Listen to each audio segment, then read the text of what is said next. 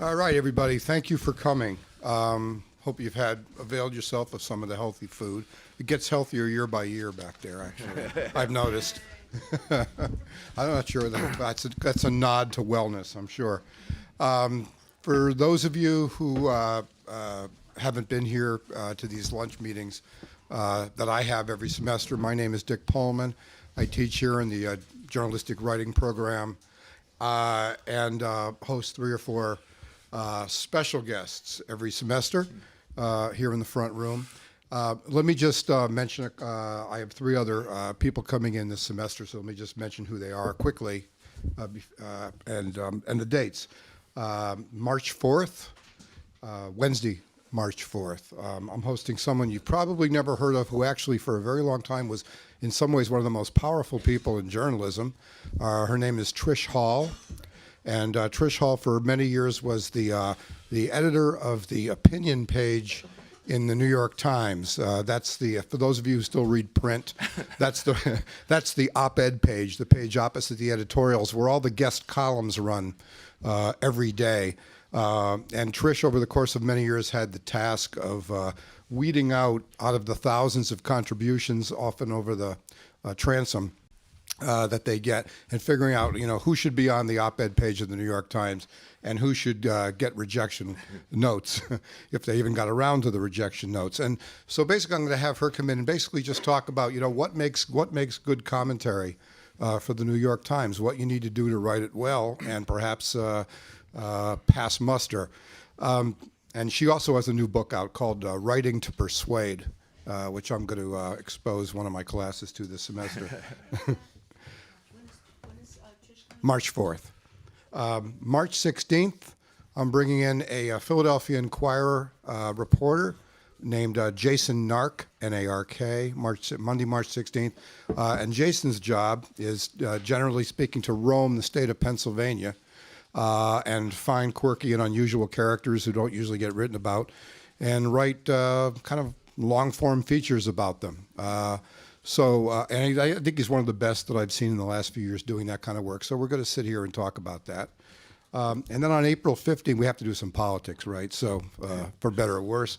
So on April 15th, Wednesday, April 15th, I'm going to have here a veteran columnist and writer. Right now, he writes a lot for the New Republic. His name is Walter Shapiro. He's covered 10 presidential elections, so don't do the math on him. But it takes him back to the 1980s, I think.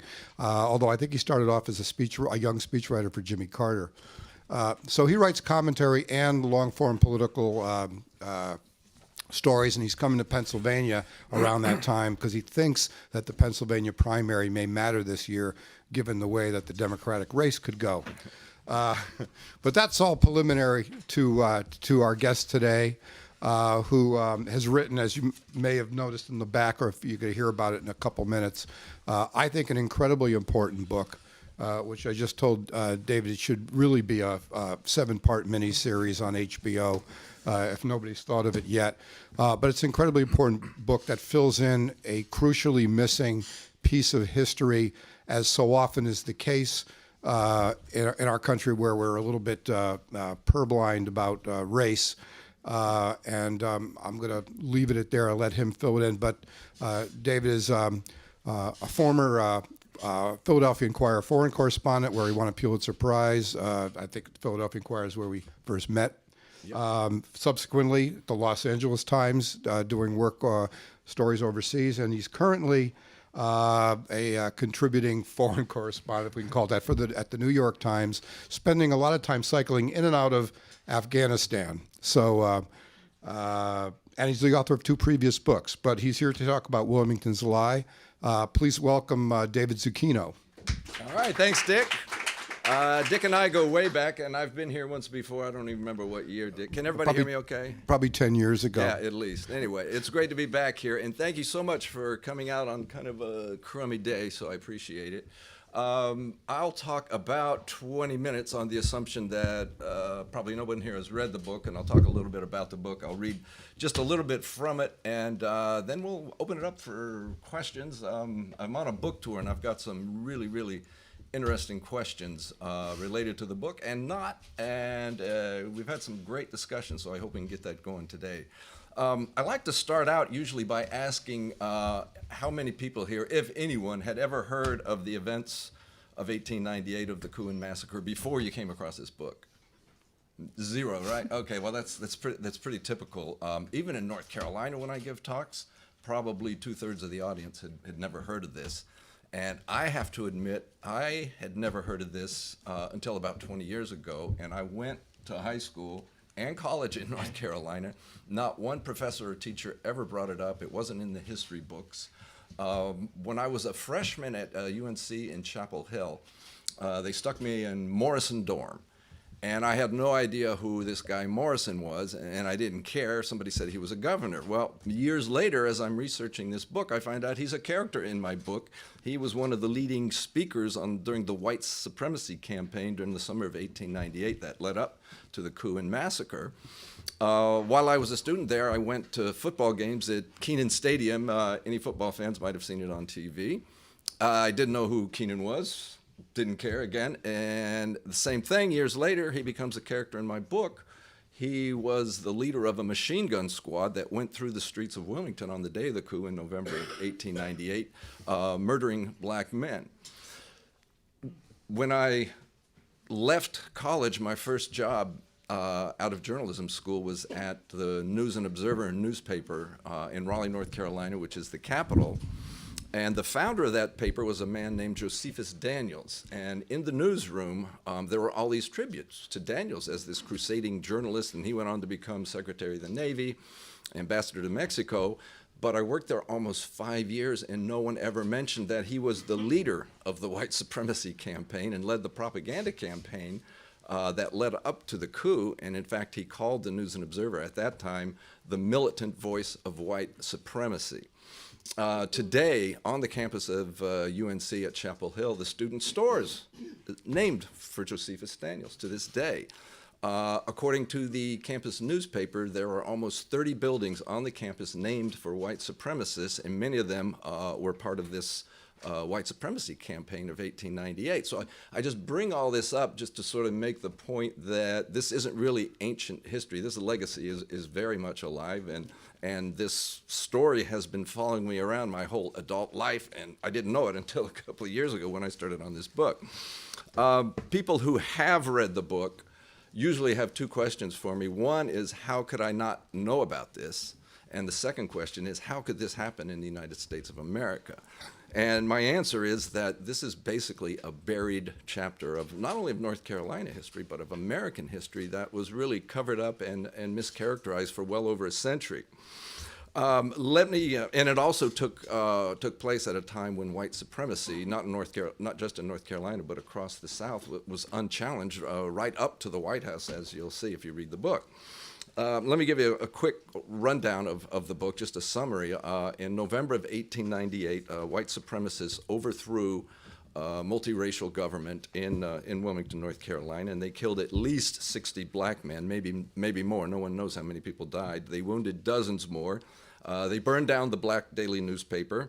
They evicted the city leaders at gunpoint, and they appointed the mob leaders as mayor, police chief, sheriff, city aldermen, and so on.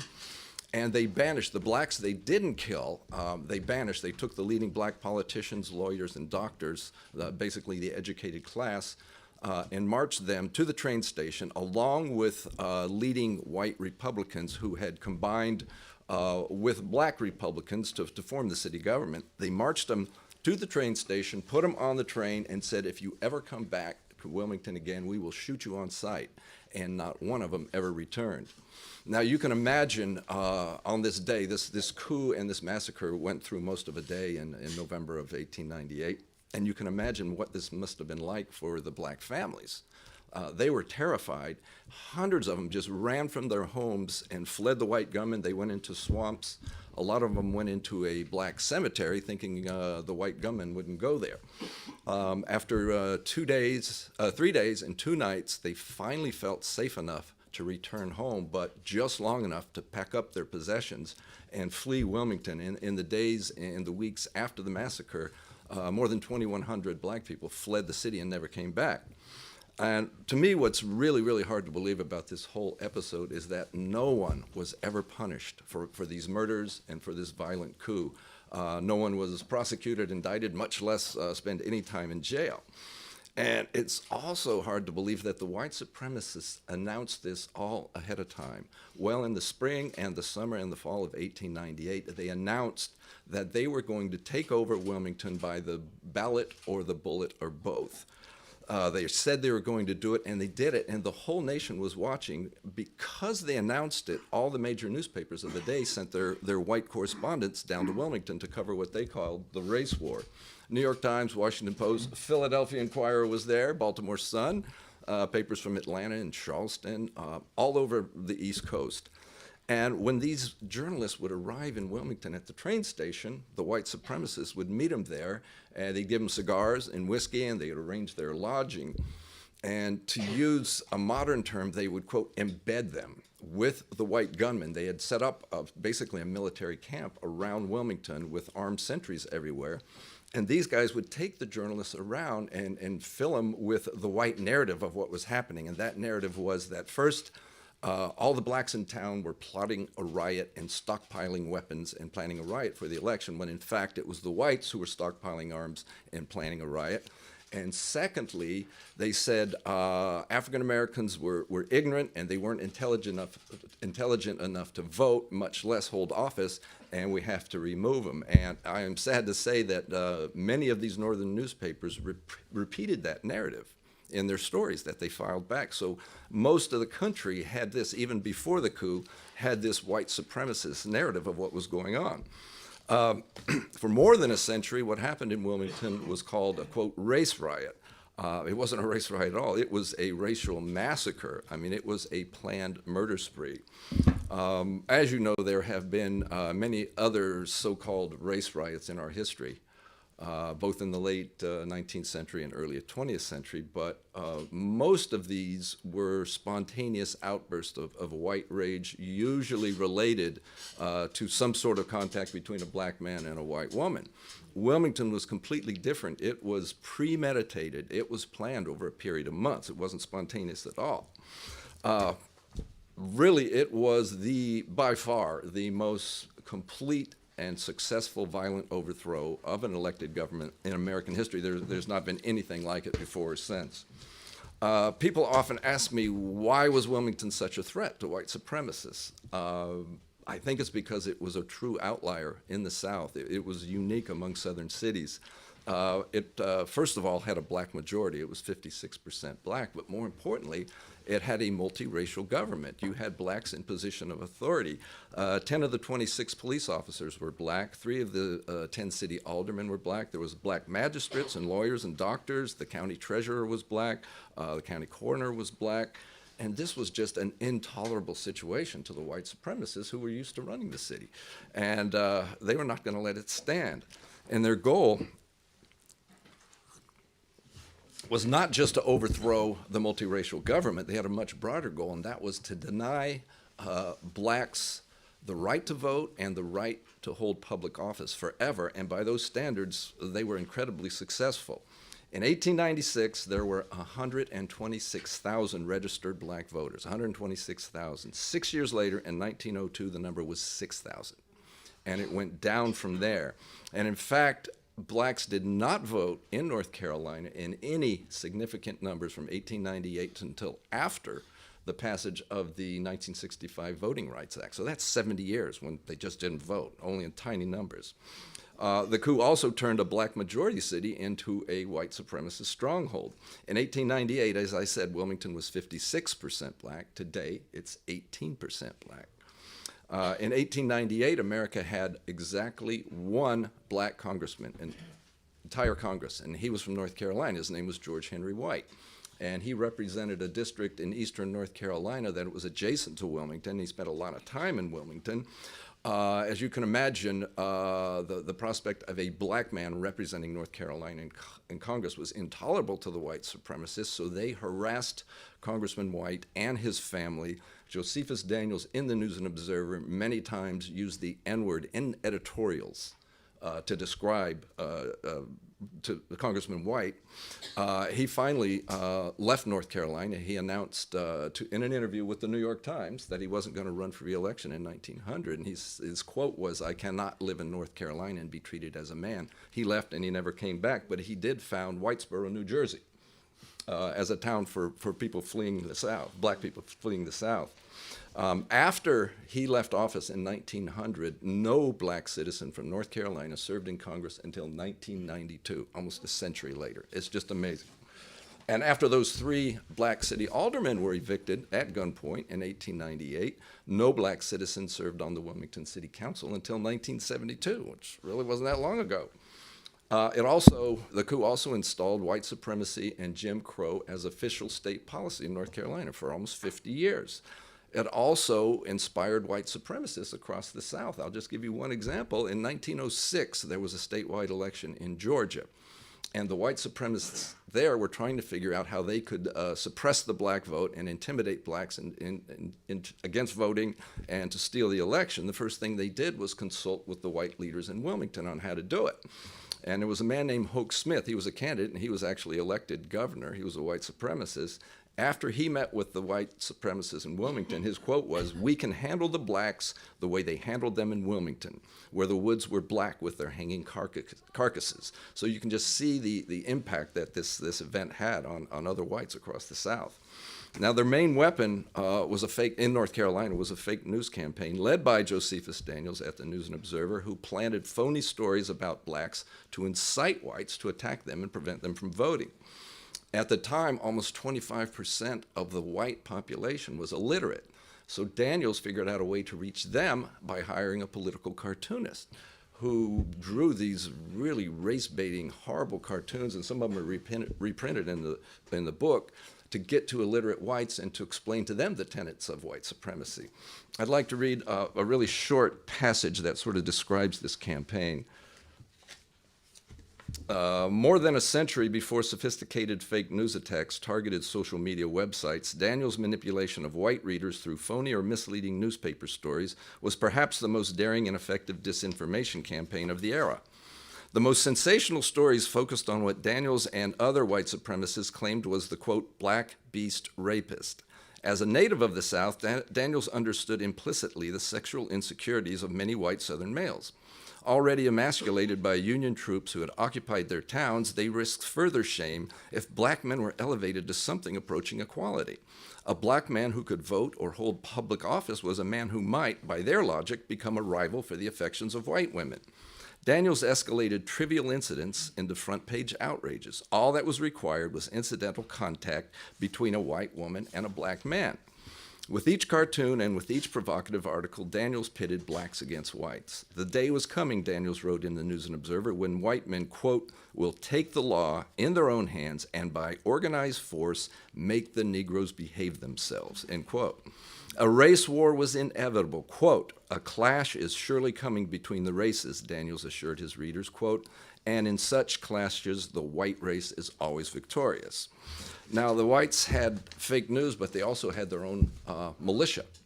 They had a white supremacist militia. These people were called the Red Shirts. They were basically an outgrowth of the Ku Klux Klan. And their job during the summer and fall of 1898 was to ride through the Cape Fear countryside outside Wilmington, burst into black homes at nights, drag out black men, beat them, whip them, and tell them if they dared register to vote, they would come back and kill them. And this had, as you can imagine, a terrorizing effect on the black population and really reduced the black vote. Now, on election day, the Red Shirts went through town and tried to intercept black men who worked up the courage to actually try to vote, and a few blacks did vote, but the rest were just terrified, and the whites stole the election not only by intimidating black voters, but by sending the Red Shirts to break into polling centers, knock over the lamps, and in the darkness they would stuff phony Democratic ballots into the ballot box and destroy the Republican ones. And in several precincts, the, quote, winning Democratic candidate had more votes than the total number of registered voters in the district. So you can see what was going on. I should mention also that the city election was not part of the federal and state and county elections. City officials would not run for re-election until the following March. But the white supremacists weren't willing to wait that long, so they planned the coup for 2 days after the election. Now, in addition to the red shirts, basically the vigilante militia, the white supremacists had 2 state militias. There was the Wilmington Light Infantry and the Naval Reserves, and these were state militias. They were basically the National Guard of the day. They were supposed to report to the Republican governor in Raleigh, but in fact, they were commanded by white supremacists and made up of white supremacists, so they reported to the coup leaders.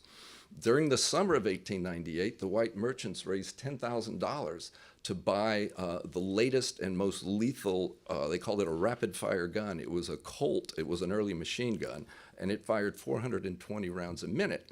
And on Election Day, they brought this gun out for use against the black majority. You have to remember this was the summer of 1898, and it was the Spanish-American War. So these 2 white militias were called up for service in the war, but the white supremacist leaders made sure they were back in Wilmington in time for the coup, which they had scheduled, as I said, 2 days after the election. So that meant, because these men were still in federal service, these were U.S. soldiers, they hadn't been mustered out yet, and that meant American soldiers were killing American citizens on the streets of Wilmington with impunity. There were also black units from Wilmington who volunteered for the war in 1898, and they too were sent to fight in the war. But the white supremacists made sure on the day of the coup that they were still stuck in Georgia at a training camp hundreds of miles away, so they had essentially left the black community defenseless. There were defenders of the black community,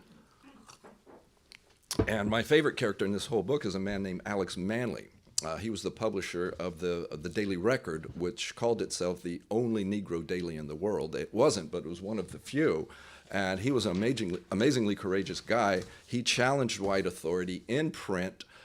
He basically demanded in his columns and his stories that the United States live up to its promises of equal rights and citizenship for the freed slaves under the 13th, 14th, and 15th Amendments. Now, in August of 1898, he wrote an incendiary editorial about race and sex that nearly got him lynched.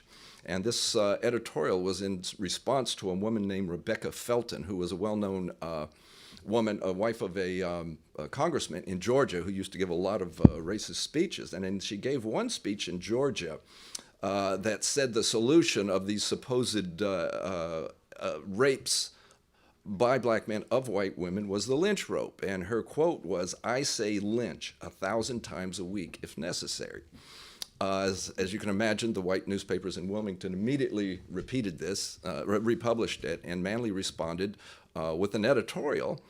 And he wrote that many black men lynched for supposedly raping white women were in fact their consensual lovers. And he also pointed out what was true across the South, that white men raped black women with impunity. I just want to read a brief passage. It was a pretty long editorial, but I want to read a couple lines from it just to give you a sense of what Manley was like.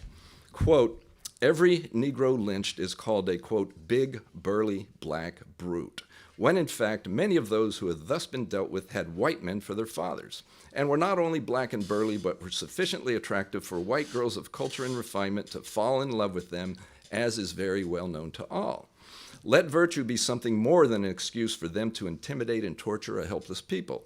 Tell your men that it is no worse for a black man to be intimate with a white woman than for a white man to be intimate with a colored woman. You set yourselves down as a lot of carping hypocrites, in that you cry aloud for the virtue of your women while you seek to destroy the morality of ours." Before I close, I want to read one more little short passage from the book, and this was a speech that was delivered on the night before the election, by one of the main characters in the book, a man named Colonel Alfred Moore Waddell, who was a former congressman and former newspaper editor, who was the leading speaker during the white supremacy campaign, and in fact, he led the march to the newspaper to burn down the black newspaper. Again, this is a speech that he gave the night before the election to a mob of about 1,000 red shirts and other white vigilantes at the main theater in downtown Wilmington. Quote, "Men, the crisis is upon us. You must do your duty. This city, county, and state shall be rid of Negro domination once and forever. You have the courage. You are brave. You are the sons of noble ancestry. You are Anglo-Saxons. You are armed and prepared, and you will do your duty. Go to the polls tomorrow, and if you find the Negro out voting, tell him to leave the polls. And if he refuses, kill him. Shoot him down in his tracks." Finally, I'll wrap up here in a minute.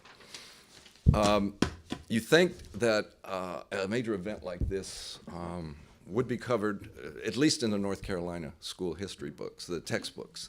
In fact, it was barely mentioned. And when it was mentioned, it was portrayed as a heroic white response to a black race riot and a, quote, good government by honest white men to replace corrupt, quote, Negro rule. And I just want to read a few brief selections from these were public textbooks published by the state of North Carolina for school kids.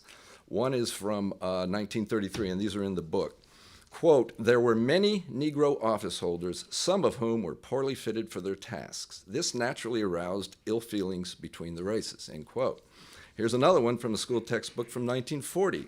Quote, "The mass of Negroes became poor citizens. To keep their vote, the carpetbeggars and scalawags allowed them to do very much as they pleased. The worst crimes were not punished. The white people of the South were no longer safe." This next one is from a 1949 textbook. Quote, "A number of blacks were jailed for starting a riot, and a new white administration took over Wilmington's government," end quote. And finally, this is astonishing. This is from a 1940 textbook that told school kids about why we needed the KKK and the red shirts. Again, this is what was taught to kids, and there are people alive who studied this in 1940. Quote, "To put an end to this terrible condition, white people joined together in a sort of club, which they named the Ku Klux Klan. Members dressed as ghosts and scared lawless men into acting decently. On moonlit nights, these men could be seen on horseback, riding to bring order back into the lives of their people. Such sights frightened Negroes into living better lives. The names of these men, Negro or white, who had done wrong were listed. The next moonlit night, the Klan would visit these men and punish them according to the wrongs they had done. After this, lawless men were not so bold, and crime became less and less." And on that wonderful note, I'll wrap up, and maybe we can have some questions, get a discussion going, and I think Dick's got a couple of questions for me. What can I say to that? A couple, just one or two comments and then a question for you. One comment that I want to make, one of the first things I noticed actually is that there's a lot of narrative power to the way David wrote this book, and any of you should be, to look at it, you'll notice the very opening sentence of the entire book, which reads in part, "The killers came by streetcar. Their boots struck the packed clay earth like muffled drum beats." And I notice that because it kind of reminds me of the way we used to be trained to write openings at the Philadelphia Inquirer, for big Sunday stories, which was, to have put the reader right in the moment, in the middle of the scene, have you see and hear what's going on. So that was just a comment. You can comment on that if you want. But the question I really had was, so you grew up not knowing anything about this when you were in the schools. Fortunately, you didn't have these textbooks. When and to what extent did you first hear about this buried history? Two-part question. That's the first part. Okay. And the second is, having learned about it and been struck by it, how and when did you first pitch it to a publisher? Right. I was astonished when I first heard about it. I remember it very well. In 1998, the University of North Carolina at Wilmington started holding centennial events in Wilmington, trying to bring blacks and whites together after 100 years of this buried history, this false narrative, the lie in the title. And they brought descendants of both the blacks and the whites together. and really achieved a measure of reconciliation. They actually got a monument put up to the dead with a description that gave the true facts of what really happened, rather than the race riot that it was always called. They call it a coup and a massacre. And I read about this in the papers, and this was, again, 1998, the first I'd ever heard about it. And I was stunned, first of all, that I didn't know about it, and second of all, that this could happen in the United States. And I was fascinated by it, and so I started reading up on it, and I realized there hadn't been a book. There had been one academic book back in 1984 by a scholar in Tennessee, but it didn't get much national attention. And I said, there's got to be a book here. I was busy in my real life as a journalist and really didn't have time until the last 3 years to start digging into it. And my agent pitched it to a lot of people, and there was zero interest. I mean, this is an ancient event. Like, who cares? It happened 120 some years ago. Nobody's ever heard of it. Didn't have much luck until I went back to my publisher at Grove Atlantic, who had published a previous book of mine, a man named Morgan Entrinken, who's very well known. I wrote a terrible proposal. He didn't like it. And he said, this proposal's awful, just talk to me. And so I tried to explain what it was about. He's from Tennessee. And he said, I've never heard of this. I should know about this. People should know about this. So he took the book. All right. After some work. One more quick question, then I want to make sure you guys get in on it. So, in the research and the reporting, because you did talk to some people, Yes. I'm just curious what you thought was perhaps some of the most surprising stuff. One of them, at least for me, was that this editor, this black editor, Alexander Manley, wound up, when he left town, he wound up living in a building at 11th and Walnut here in Philadelphia. Yep. Like in some kind of roof apartment. Rooftop, yeah. You couldn't get one inside because he was black. Right. So 11th and Walnut, and he became the part-time janitor of this building. Correct. 11th and Walnut. So that struck me as very surprising. Oh, But yeah. would you put that in your top 2 or 3? Yeah, that was very, very interesting. He barely got out of Wilmington alive. In fact, the day of his editorial, the red shirts mounted up and had a lynch mob ready to lynch him. And to show you how planned this was and how carefully orchestrated it was, the white leaders said, no, not yet, because we can time this for maximum political impact if we wait. This was in August. If we wait till November, and we promise you then you can lynch Manley and you can burn down his newspaper, which they did. But Manley got a warning from a white friend. He was never identified. I believe it was a white minister who gave him $25 in gold coins and gave him the password that you needed to get through all these red shirt checkpoints. They had surrounded the city and militarized it. And Manley was the grandson of a white governor. His picture's in the book, and he could have easily, quote, passed for a white man, which a lot of mixed race people did at that time. He adamantly refused. He lived his life as a proud black man. But because he had a Caucasian appearance, it helped him escape. And then he went briefly to Washington, but then he came to Philadelphia, lived here 40 years. He, as Dick said, he got an apartment with his wife at 11th and Walnut. And in addition to being the building's janitor, his first career had been as a house painter. He started applying for jobs as a house painter, and people assumed he was white. And he was really conflicted about this, and after a while, he finally stopped taking advantage of it and told people he was black, made it harder for him to get jobs, but he did.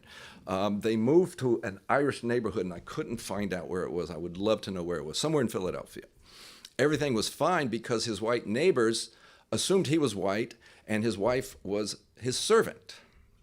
So everything was cool. But when they found out that he was black and they were married, they put up a spiked fence between his house and theirs. So he was not very well received. But he, for the next many, many years, helped found the Armstrong Association with a Quaker from Philadelphia. And they did for several years. They found young black men who, like Manley, had fled the South and trained them in industrial jobs and found jobs for them. And this morphed into the Urban League, and the Urban League chapter in Philadelphia was started by Manley. He was the executive secretary, I think, and ran it for many years. And he died in 1944 and is buried in Willow Grove. And as I say, he's my favorite character in the book. As a journalist, I really, really admired his courage. Well, that should probably prompt some questions, that and everything else we've been talking about. So please, go ahead. Yes. Yes. Yes, we have a mic. That's sorry. why I paused. Okay. Thank you very much. That was so interesting. Thank Has you. there been a reaction from the community of Wilmington vis-a-vis your book? Could you talk about that? Yeah. I gave a talk there 2 weeks ago at the public library. And for some reason, they put the talk up on the third floor in a little room with 50 seats. Now remember, Wilmington's in the title. You would think if there was one city in the country where people might come out, it was Wilmington. Well, 350 people showed up, squeezed into some rooms outside. They had to turn 100 people away because the fire marshal said, we can't fit anymore. They stuck them off in rooms and tried to set up a speaker system. Anyway, that shows you the level of interest. Now, I was anticipating at least some white pushback from white nationalists, whatever you want to call them, saying, why are you dredging up this ancient history? You're just creating ill feelings between the races. Just let it die. Let's just get over this. But I got none of that. Now, in part, the talk was sponsored by the NAACP chapter down there, so I had a very friendly audience. I didn't get the white viewpoint, which is very much there. And in fact, in 1998, things were going pretty well on reconciliation until the black descendants brought up reparations. And then that split the community again. While I was giving this talk and in the Q&A, many African Americans got up and told me just chilling stories about what they had heard from their grandparents about what had happened. And they also mentioned reparations, and we had a pretty enthusiastic discussion about it. But that's been the reaction. I have not surprisingly had any pushback, like through email or through newspaper columns or anything from whites, saying, let's not dredge all this up. But I'm certain the feeling is there. I just haven't gotten it. Thank you. I'm curious to ask you if you've had any pushback in the opposite direction, apropos to the controversy about the American Dirt and other works of art that have been accused of cultural appropriation. Have you, as a white man, experienced any of that kind of feedback? And what is your comment about that? Yeah, I was expecting it. I really was. I just assumed there would be several people who said, why is a white person telling this story? Well, if they had asked me, I would have said, well, half of this story is about white supremacists, so by that logic, then only a white supremacist could have written this book. I certainly agree that any African-American journalist or historian or scholar could have written a great book about this. I'm not saying I'm the only one who could have written it. In fact, two of my best sources for this book were African-American scholars. There was one woman named Helen Edmonds, who was a scholar at NC Central University in Durham. And in 1951, she wrote a dissertation called The Negro and Fusion Politics, and she was the first scholar to expose the truth. She wrote the true story in an amazing dissertation. The University of North Carolina at Chapel Hill, which was all white at that time, published it in a book, and this drove the guardians of the Wilmington legacy in Wilmington crazy. The whites there on the Historical Commission wrote this scathing letter to UNC saying, how could you publish something like this from a, quote, negress? That she's not intelligent, she doesn't have the capability to write something like this. Everything she wrote was false. But that was a great source for me. It was very detailed, and I got a lot of leads on places to go to find documents. And the second scholar was a man named Prather, Dr. Prather in Tennessee, who wrote the book I mentioned called We Have Taken a City. But again, this was more of an academic work and didn't get a lot of attention, but it had incredible research and details. So African Americans have written about this. And I don't think they got the credit they deserve, but I cite them at length in the book. Questions? There's Sir Becker.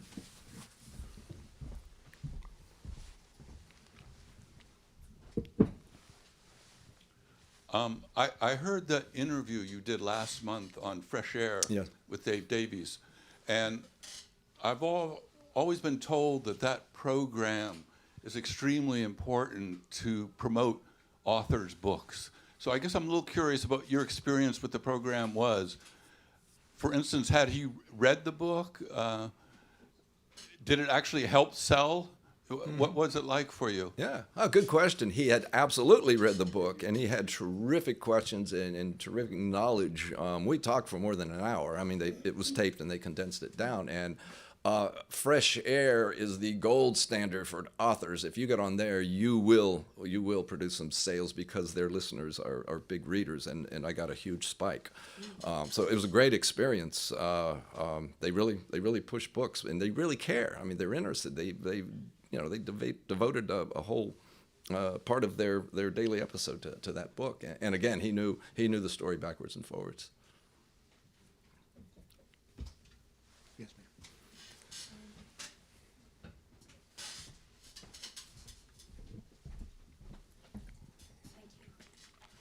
Hi, thank you very much for coming and for Thank you. talking to us about this. I just, in listening to you, I was tremendously struck by the comparison today with that time. And I wonder if people have, asked you about that, because, to me, I went to school in North Carolina. Oh, yeah? Yeah, I went to UNC Greensboro because I was in creative writing, and it's not just North Carolina. Oh, no. It's all over the United States, and in fact, we always kind of, I remember saying, or being told that the strongholds of the Ku Klux Klan are actually in York, PA, and in San Diego, and in Seattle. Yeah. So I just, given the political climate today, I just couldn't help but see the comparison. Oh, yeah. And how vitally relevant it is, and how much people have asked you. Have they asked you about that? Yeah. This very subject is covered in the epilogue. I go into great detail, bringing it up to date. Today's climate of scapegoating and demonization of people of color and people of other ethnic groups. As I was writing this book, Charlottesville broke out. I believe it was 2017. And it just struck me, these white nationalists marching into Charlottesville with the torches, chanting, "Jews will not replace us," would have felt right at home in Wilmington in 1898. And in 1898, you had newspapers with this incitement campaign of scapegoating African Americans, and I see it again today in social media. One example, in 1898, Alex Manly, in addition to receiving death threats, was repeatedly told to go back to Africa. And just this summer, we had 3 American congresswomen of color told to go back to their home countries. In 1898, white voters were told that black men were coming to rape your women and steal your jobs. In 2015, a certain presidential candidate rode down an escalator and announced that Mexican criminals and rapists, to use that term, were coming across the border to steal your job. So this is very, very much alive today, and it really concerns me that some political leaders today are doing what Josephus Daniels did in 1898, and that is preying on and playing on this underlying white resentment and fear and insecurity.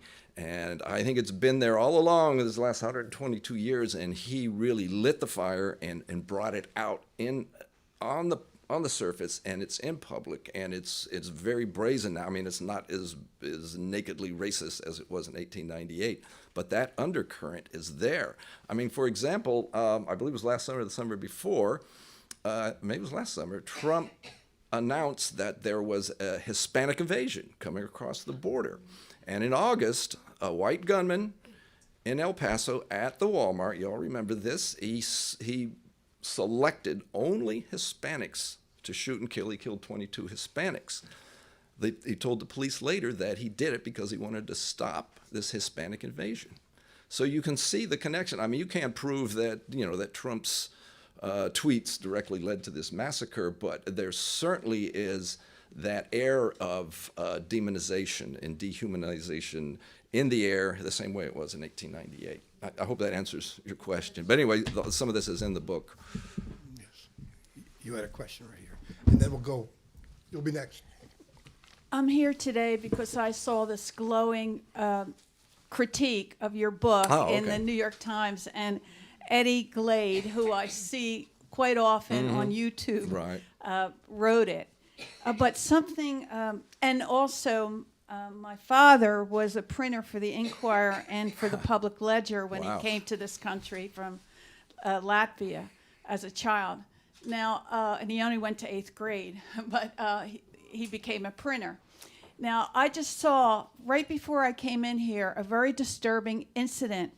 There was a lady, she happened to be Asian American, and she was trying to give these newspapers away with writing from, I understand it's students from, it's students from University of Pennsylvania.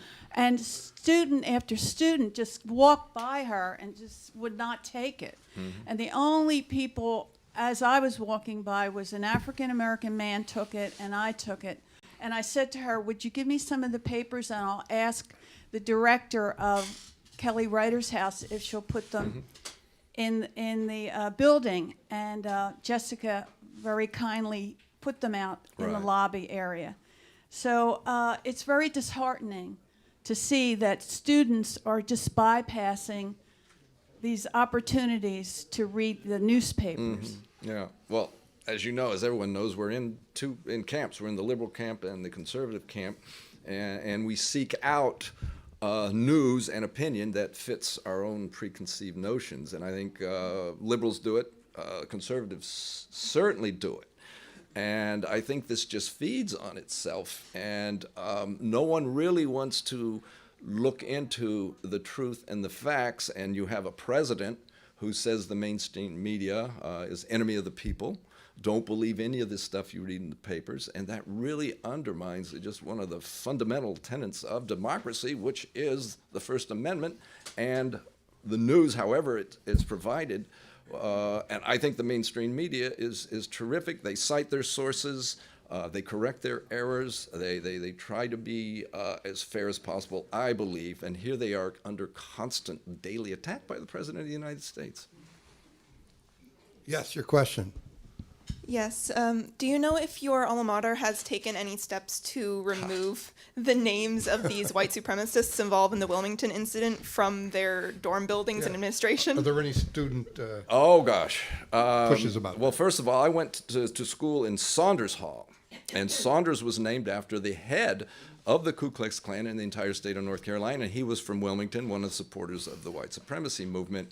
There were years and years of protests. Finally, in 2015, they changed the name to Carolina Hall.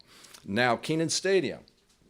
The money for the stadium and to the university was given by this William Buck Keenan, the guy who was on the machine gun crew, his son, who wasn't even born at the time of the riot, who became a very rich industrialist and gave money to UNC in the name of his father. So the stadium was named for Keenan Sr. Just last year, I had talked to a student at the student newspaper and told her about this in the book. She wrote a story, and everything went crazy, and the university immediately named the stadium for Junior.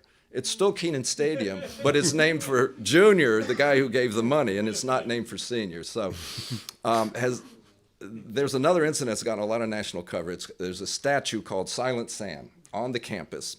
And it was put up in 1913 in memory of the students from the university who fought and died for the Confederacy. It's been an enormously emotional issue there. There have been protests for years. There's been clashes between neo-Confederates and student protesters. In 2018, the students at night rose up, tore the statue down, crushed it. The university hauled it off to storage, and they tried to decide what to do with it. And this got coverage in the New York Times and Washington Post. It got a lot of coverage. Well, the night before Thanksgiving, the Wednesday before Thanksgiving, unbeknownst to anyone, 5 members of the UNC Board of Governors, 5 very white conservatives, cut a deal with the sons of Confederate veterans who did not own the statue, had no legal standing in court. They cut a deal, and they said, we will give you $2.5 million if you'll file a suit against us, and then we'll immediately settle the suit. That afternoon, they filed the suit. They went before a judge. The judge settled the suit with $2.5 million given to this group of neo-Confederates on the promise that they would not put up the statue in any of the 14 counties that has a UNC campus. In addition, they gave them $74,999. That number will be important, I'll tell you in a minute, for them to promise not to parade on campus anymore, to stay off campus with all their neo-Confederate and Confederate flags. And the reason it was that amount, if it was $75,000, they would have had to report it to the state attorney general, who's a Democrat. So at 5 o'clock on the Wednesday before Thanksgiving, they make the announcement figuring, that's the dead zone, nobody's going to notice. Well, on Monday morning, people went crazy. There were protests all over campus. The faculty rebelled. Donors, small and large, said, we're not giving any more money to the university. So the university is now in the middle of figuring what to do about this. There have been suits filed to overturn this settlement. And so it's a very emotional issue. And this statue has a direct connection to 1898. There's a man named Julian Shakespeare Carr, who was a rich industrialist. There's a town of Carborough next to Chapel Hill named after him. He was one of the founders of the American Tobacco Company and Bull Durham rich guy. He was a huge supporter of the white supremacy campaign. And in fact, he loaned the money to Josephus Daniels to buy the News and Observer. Huge white supremacist, supported the campaign. He gave the speech dedicating the statue in 1913. Remember, it's supposed to be a tribute to the students who died in the war, but in fact, he made it clear it was a tribute to white supremacy. He gave a speech talking about how these soldiers had died to save white supremacy in North Carolina, to save the Anglo-Saxon race, and he also mentioned that when he came back from the war in 1865, that he horsewhipped, that was the term he used, a Negro wench, that was the term, whipped this woman until her skirt hung in shreds because upon the streets of this quiet village she had maligned a white lady. And he said he was proud of it. And so this was all part of the speech in 1913. And you can see why today, there's such emotion around this statue, particularly, as you can imagine, among African-American students. So the issue is unresolved. It's still in storage. Whether this deal goes through, I don't know, but it's a very emotional issue right now. Sorry, that was a long-winded answer. No, it's more questions? We have a few minutes. Yeah, right there.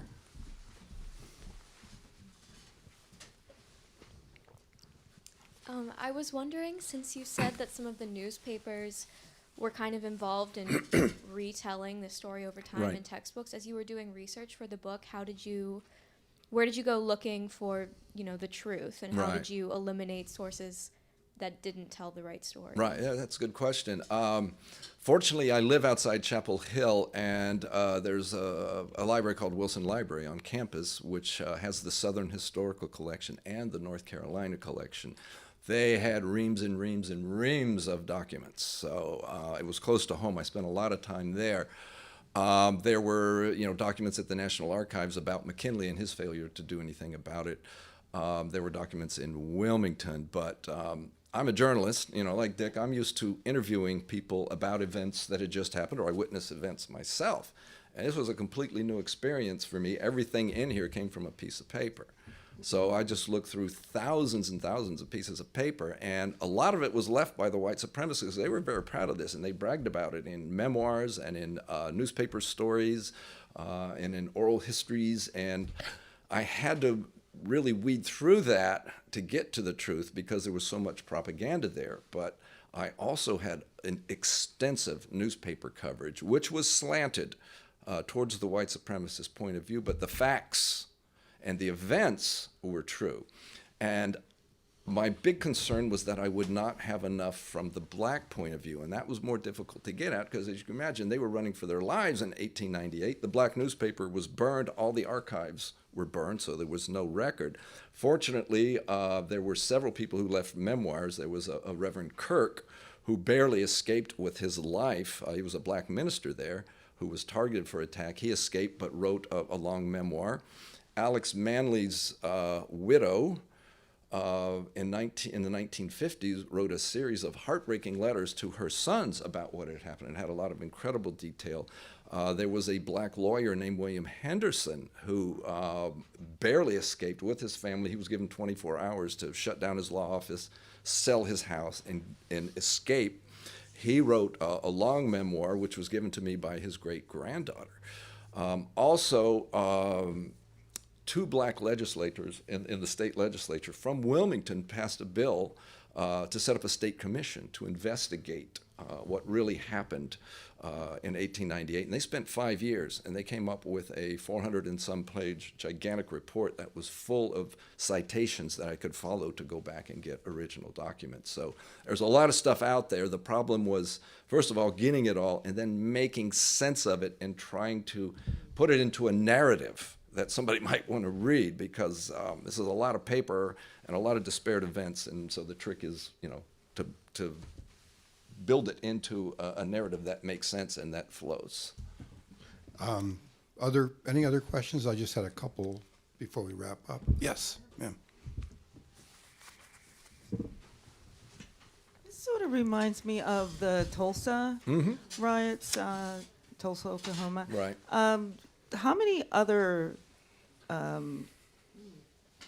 stories are out there that are buried like this? Would you say that perhaps all 50 states have some sort of, I would think so. at least? I would think so, and I'm sure the southern states, because during this whole period after Reconstruction, the so-called redeemers, who were white supremacists redeeming the South for white supremacy, were very, very active, not just in North Carolina, but across the South. And there were many, many examples of blacks being murdered and intimidated, and I'm sure all those stories haven't been told, and there are probably stories around the rest of the country that haven't been told. So I think a lot of it's out there because we as a country don't really like to face the ugliest chapters in our history, and that's one reason I wanted to do this book, is to confront it and to correct the historical record. Well, so the last question, actually, this is appropriate last question in a way. So a lot of it is really about people, also, it's about Americans confronting their past. Right. People whose families were involved in this massacre, confronting their pasts. And toward the end of the book, as any of you read it, I hope you will, you have a sit-down interview with the grandson of Josephus Daniels, who by that point was a retired ex-publisher Correct. of the News and Observer newspaper. And you're asking him all these questions, and he's kind of saying, well, I'm not going to apologize for I'm paraphrasing. I'm not going to apologize for my grandfather. He was of his time, and a lot of blacks weren't educated then, and so the thought was then that you wanted to have educated people in office. Well, why weren't they educated? You don't know that. That's another story. But the thing that struck me most was, first of all, the way you wrote it, which was very straightforward. You're not editorializing on this guy. This guy, you just basically let him, Right. expose his own thinking. But then the last part of this interview was, I guess you asked him, or at least the way you wrote it, you asked him, had he read that North Carolina Commission report? And what did he think of the North Carolina Commission report? And he said, I never read it. It was just an amazing interview. And you just let that hang out there at the end of the section. And I kind of took that as really the challenge for you know, for everybody else going forward. Right. In this country. This man was Frank Daniels Jr., and when I worked at the News Observer, he was the publisher. So I knew him. I worked for him. He was my boss for 5 years, and of course, I never mentioned what his grandfather was up to. And he was very gracious. He gave me plenty of time. But as Dick said, he said, my grandfather was a man of his time. You know, blacks didn't have enough education to serve in office or to vote. He did what he was right, what he thought was right at the time, whatever the paper stood for then. It doesn't stand for that now, but it was a very illuminating interview. And I should mention, today, the News and Observer is a very editorially, very liberal a paper, very progressive, and they have been attacking white conservatives in the state legislature who have passed voter suppression laws, the voter ID laws that have been overturned by the courts. And in fact, one court said the voter ID law targeted African Americans with almost surgical precision. In 1898, the whites used gerrymandering to pack the blacks into 2 wards to dilute their votes. Today, white conservatives in North Carolina are packing them into these gerrymandered districts, both on the congressional level and the state level, and state courts have thrown those out as unconstitutional racial gerrymanders in violation of the 14th Amendment, and the Supreme Court just last year upheld it, so they have to redraw those districts. But that just tells you how they're using some of the same maneuvers as they did in 1898 to suppress the black vote, and it's very open and blatant. Frank Daniels Jr. Is not part of this. As I said, when he was the publisher, the paper, and it still is today, is very liberal, basically mainstream Democrat on the editorial page. And what's interesting, after the Daniels family sold the paper, I believe it was 1995, to McClatchy, in 2006, they wrote a 12-part series that laid out what really happened. They had a historian write it. And on the editorial page, they apologized profusely for Josephus Daniels. Well, So I give them credit for that. But it wasn't the Daniels family that did it. It was McClatchy. And the Charlotte Observer did the same thing. well, the fight continues. So thank you, David, for giving Thank us you, more guys. ammo. Thanks very much. Thanks, Dick. That was fun. You made it